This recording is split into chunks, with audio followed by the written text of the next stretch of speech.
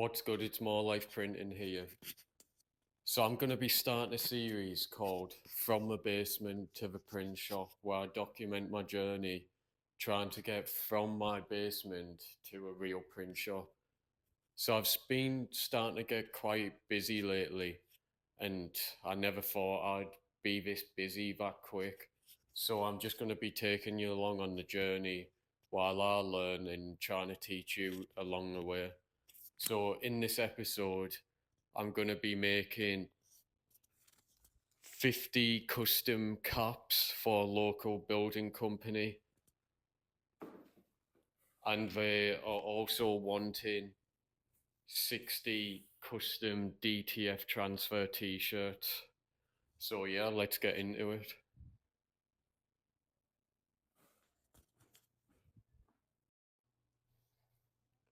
So you're just going to have to bear with me a while. I'm just loading up the software I need to print the SVGs for the t-shirts. So we just moved into a new space. I just bought my first home. So that means I've got a bigger basement, an actual workshop, where before I was working out of a small apartment. This is one of the reasons I want to document it as well. So as you can see, this is the basement. I still need to set up my computer, like studio type thing. And here's the equipment. We've got my embroidery machine, DTF printer, the press, and an oven, screen printer. And we just built shelving around here just so I have a bit of shelving.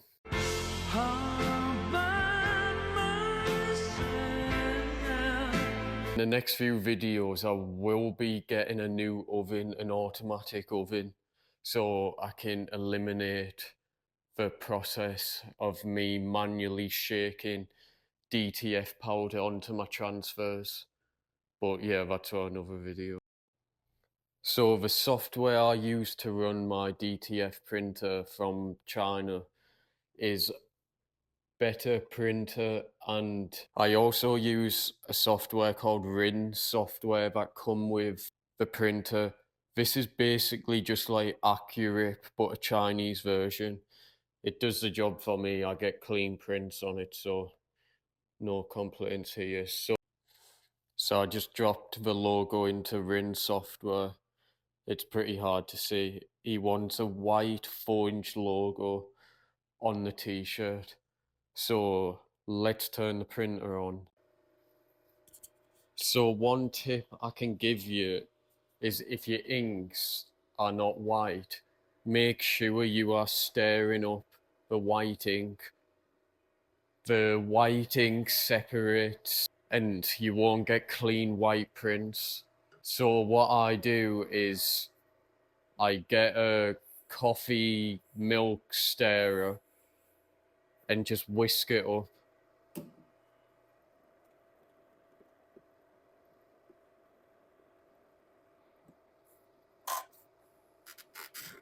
Just make sure you get all around the tank.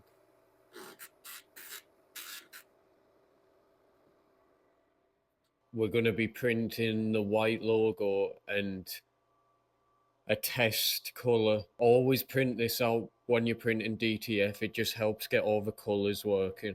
I can leave that in the description below if you'd like it. So we're going to be printing 10 off at a time, and then we'll be baking them at the same time.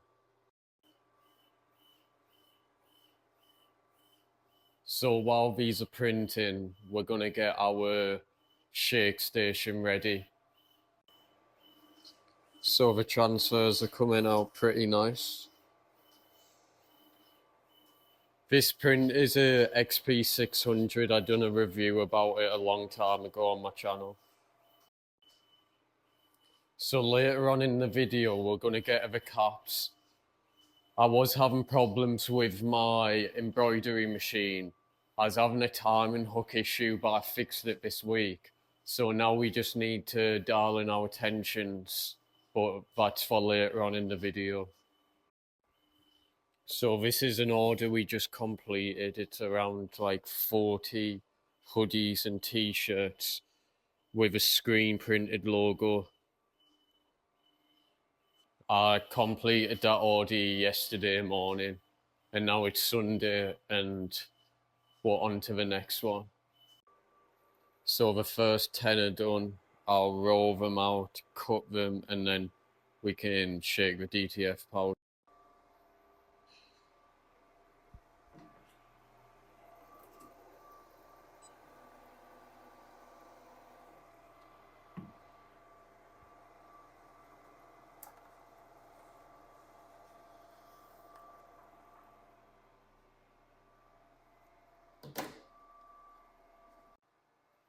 So yeah, I just made a mistake.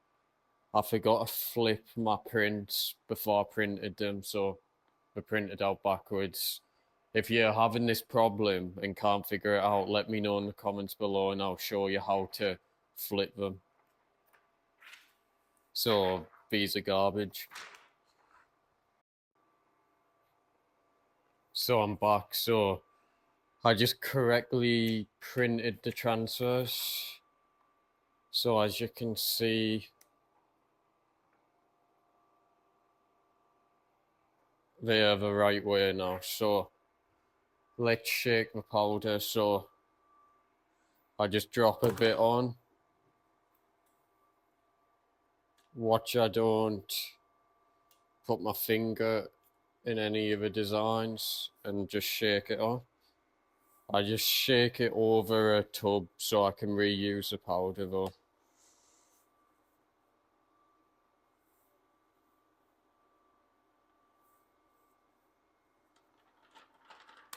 And then just flick it to get all the excess powder off. And then I just look to see if I've covered all the designs. Then we have, so now let's put them in the oven. So the oven I've currently got is pretty bad. It burns a lot of the transfers, so I have to be careful. That's why I've just ordered a new oven in DTF shaker. So pop it in and give it around 30 seconds, and I have to check it because if not it might burn. But soon I won't have that problem once I've received this new package.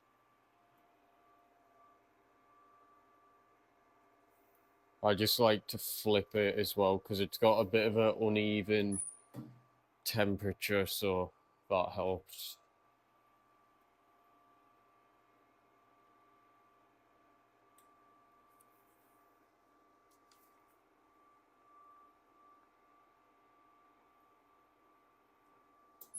So what you're looking for is like a rubbery consistency. If you see any powder that's not turned to rubber, then it's probably not cooked properly. So we're looking good here. So let's bake the rest of the transfers. I'm just going to time lapse it so it's quicker for you guys.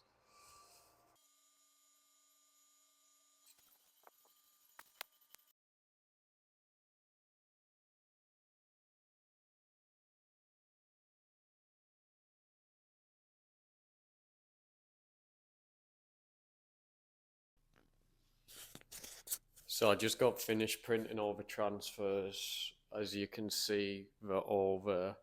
So I'm just going to clean off this workspace and then we can line the logo up on the t-shirt and get ready to press. I also turned the press on.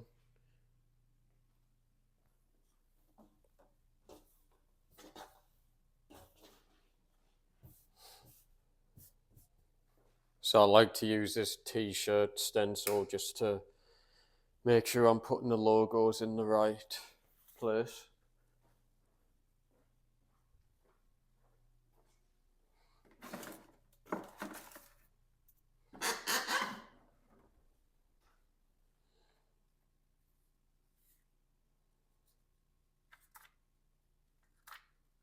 So yeah, let's just fast forward us sticking all the transfers on the t-shirt with heat transfer tape.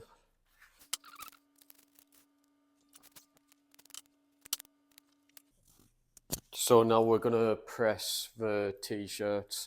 So I like to press my t-shirts at 305 Celsius for 15 seconds, then rub it with a cloth, then another 15 seconds. So as you can see, I'm putting the shirt onto the press and I'll clamp it down. My press is nearly as tight as it goes, just so it probably squashes into the t-shirt.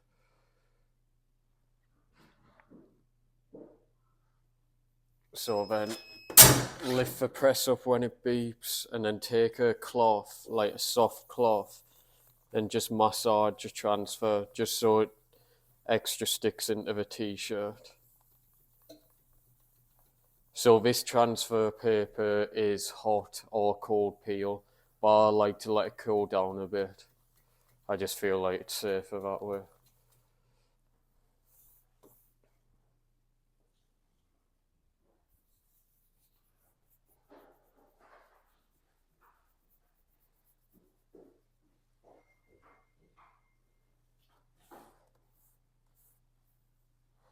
And then I take the tape off. And then you want to peel with a bit of force. Don't lightly peel it because it tends to rip the transfer off the t-shirt. Just give it a good tug and then you're going to flip the transfer paper around and then press it for another 15 seconds.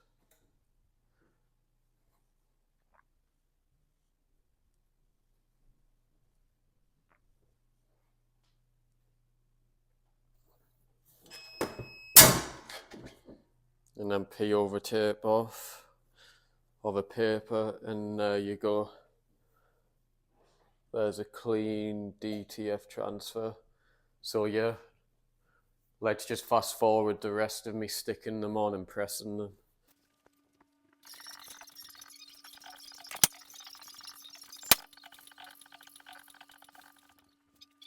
So I just finished all the t-shirts. Here we are, so now let's move on to the caps and do a tension test just to make sure the embroidery machine's going to give the best possible embroidery. What did he say? So we've just dialed our tension in, so what we're looking at is an even ratio of bobbin thread to actual coloured thread. So I'm happy with that. Let's go ahead. We're also going to be using the 80-12 needles. I'm going to give these a shot. So let's hoop our hat. So we always fold back the sweatband because if not it'll embroider into the hat and you won't get the best quality embroidery.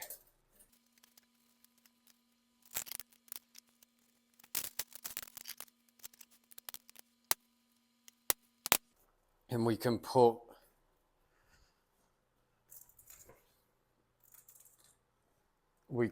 these clips on just to secure it to the back of the hoop. I do need to invest in some new hoops, but that's a later problem. So there's how the hat's hooped. We're also just going to use stabilizer and just rip it in two, and we'll put it in behind the embroidery spot just to get better embroidery quality. So as you can see, we'll just slide it in just like that, and we can add a bit of tape just so it doesn't move. So let's put our hat onto the machine.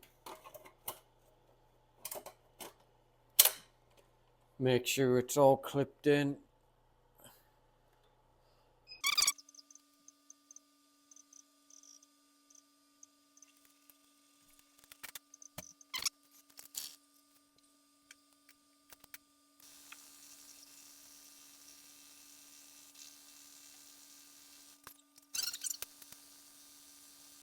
So it's the next weekend and we're on the last cap. as you can see, I've got a box full here. So we completed the 50, but we did have 5 like misprints. You've just got to accept it, really. I've just got to accept the losses, and yeah, we'll just take the win instead. We're going to win so much, you may even get tired of winning. And you'll say, please, please, it's too much winning. We can't take it anymore. So we'll get this last cap done, and then we can get the order ready, clean them up, and we can take it to Belmar Builders. So yeah,